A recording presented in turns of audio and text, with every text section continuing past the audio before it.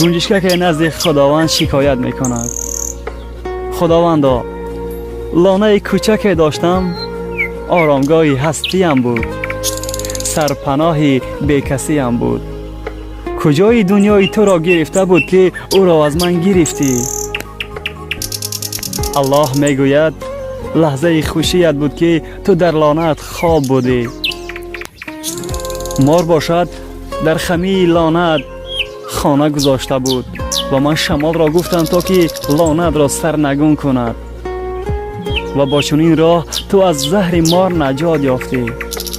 خوبی من با واسطه باد به تو کردم، تو نفهمیده به دشمنیم برخاستی؟ ای دوست، هر خوشی که به سرت می آید شکر بکن و هر یک ناخوشی بیاید صبر بکن، زیرا همه کار دنیا سبب دارد.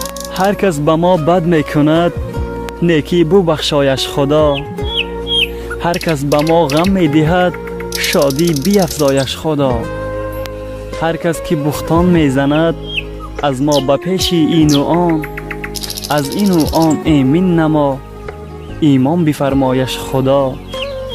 هر کس که ما را یک نظر در چشم مردم خار زد، از چشم بد دارش نگاه گل ریز در پایش خدا.